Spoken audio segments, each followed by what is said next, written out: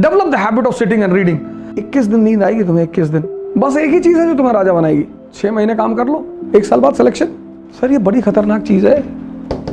लेकिन मान लो बच गए तो इतना पढ़ोगे बैठ के, 3-4 हाथ है, 5-6 पैर, उसी में एक सर निकला हुआ है, शायद तुम ऊब गए होगे ये बात सुनते सुनते। और अगर कोई तुम्हें चला रहा है तो तुम गुलाम हो, और अगर तुम गुलाम हो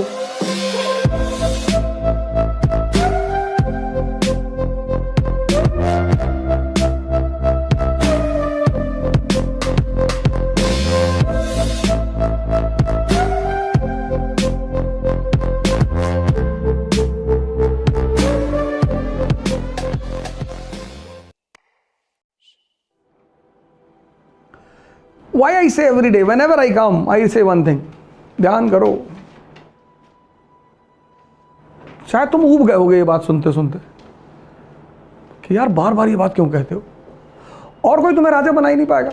पढ़ लो चाहे जिस कोचिंग में, लंदन चले जाओ, सिर्फ एक चीज़ है जो तुम्हें उठाएगी और बहुत ऊंचाई तक पहुंचाएगी, मेडिटेशन।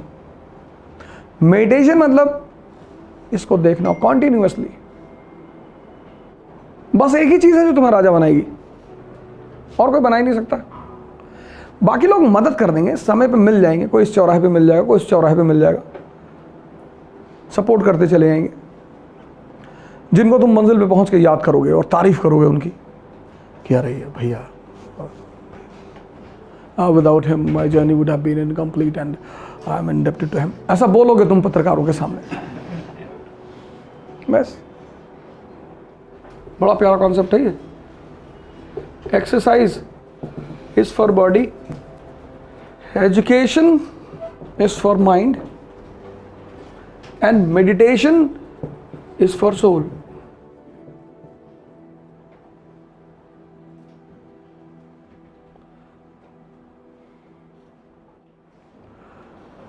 तो हिंदुस्तान की कल्चर ने कहा ध्यान योग, कि हम आत्मा को भी सुधारेंगे और शरीर को भी, मन को भी। Exercise is for body, education is for mind. अब 5 मिनट में आपसे यहां पे लूंगा। माइंड में आपका जो सबसे इंपॉर्टेंट हिस्सा है वो है subconscious. This subconscious is visible only when you close your eyes.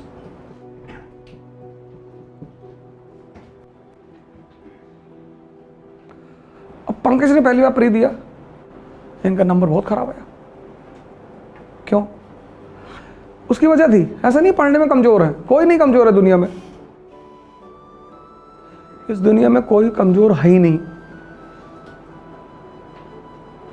अब मान लो, गौर करना है इस बात पे,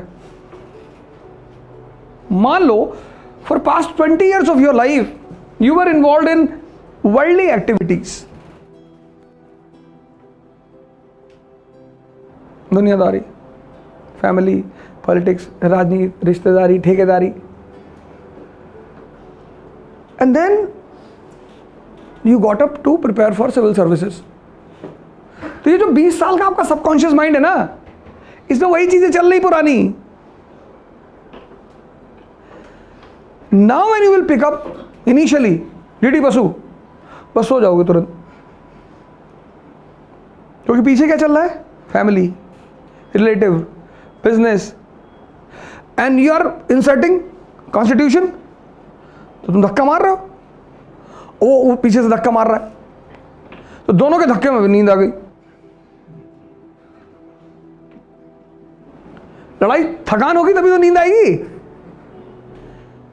generally everyone is not habitual of sitting for 10 hours. Everyone who comes for the preparation of civil services is not habitual for sitting for 10 hours. You can digest 2 chapati per day. One day you started eating 50 chapati.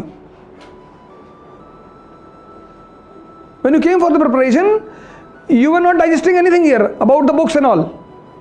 You picked up Hindu, Yojana, Kurukshetra.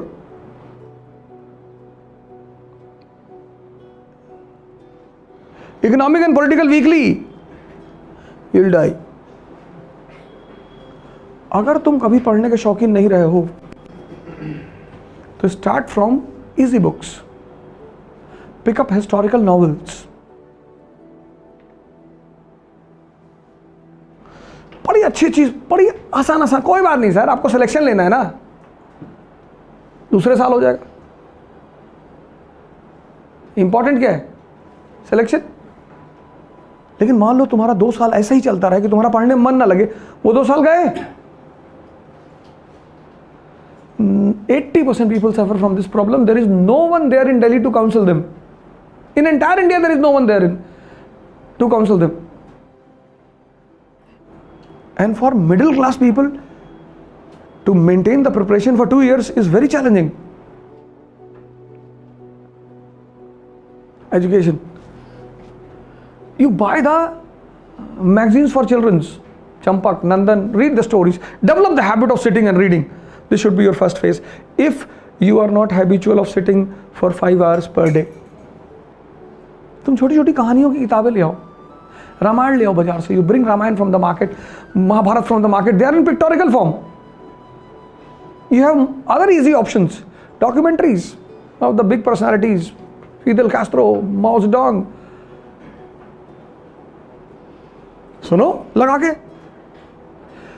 21 दिन नींद आएगी तुम्हें. 21 दिन.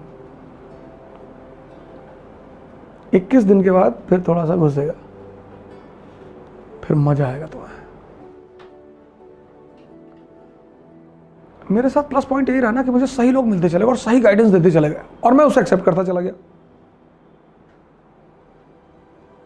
Sir ये बड़ी खतरनाक चीज है. It's very challenging to transform it. 21 days practice is scientifically proved. हाँ 21 डेज. 21 दिन झटका मारेगा ये. 21 दिन लड़ेगा तुमसे, फिर धीरे धीरे कहानियां घुसने शुरू होंगी. जब धीरे धीरे when slowly the story start entering, then you pick up NCERT. हम क्यों एनसीईआरटी कहते हैं? हमें भी पता है NCERT will not lead to the selection of civil service, but we say NCERT one of the important reason is कि your subconscious mind will be open by preparing the small things. When you will understand Rajya Sabha from the NCERT of class 10th, so when you will pick up Lakshmikant, it will become easy for you because you already know Rajya Sabha. So when you know here and then you read Lakshmikant from Rajya Sabha from Lakshmikant, you are able to connect.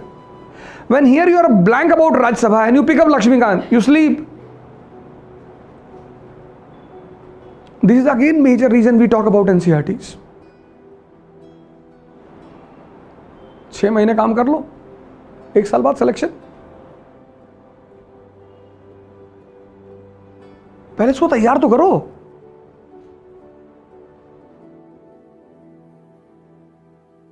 अगर तुम्हारा पढ़ाई का मन ना करे तो कभी कभी ट्रेन के जनरल डिब्बे में बैठ जाएगा.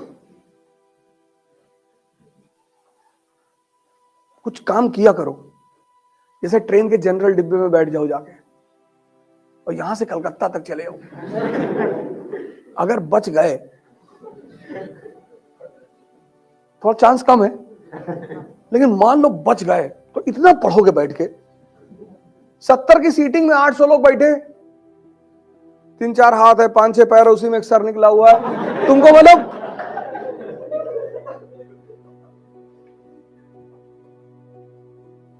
सरकारी हॉस्पिटल के इमरजेंसी वार्ड में चले जाएगा, वहां की दशा देख लोगे ना, 3-4 दिन कोमा में रहोगे. जब भी तुम्हारा मन, पहले तो मन के चक्कर में चलो ही मत.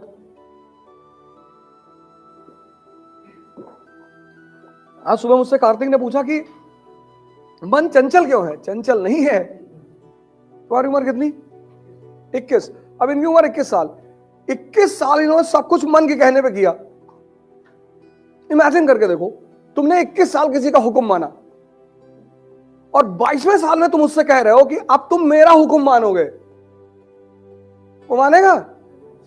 विद्रोह कर देगा तुरंत. इस आदमी ने तुम्हारे ऊपर 21 साल शासन किया है.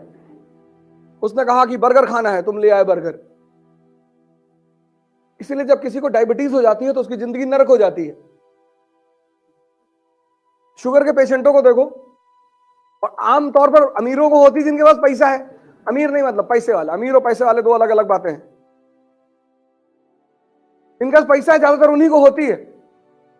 मिठाई दुकान के सामने खड़े हैं, ड्राइवर 2.5 किलो मिठाई खा गया,